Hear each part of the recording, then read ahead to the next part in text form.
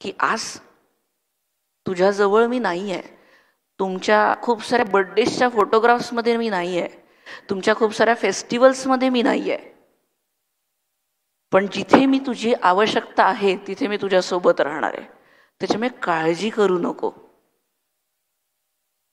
माझी मुलगी सिव्हिअर अस्थमॅटिक, एक दिवस असा होता, फुल हाऊस सेंटर्स चालू आहेत, मी सगळ्यांसोबत तिथे ऑन ऑपरेशन्स काम करते आणि किचनमधनं धावत शेफ बाहेर आला.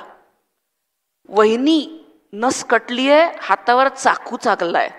मी ती नस दाबली, हळद टाकली, मेडिकल एड देऊन सरळ त्याला कारमध्ये बसवला. प्रणवला फोन लावला.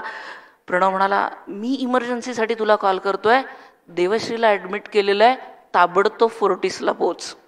मी त्याला म्हटलं, तू त्याला घेऊन जा, मी ह्याला सेटल करते आणि मग तिकडे येते. इथे सांगायचा मुद्दा हा आहे की घर सुटत नाही. आणि ही शिकवण आजींनी दिली की कितीही मोठी हो, पण घर सुटलं नाही पाहिजे. घरात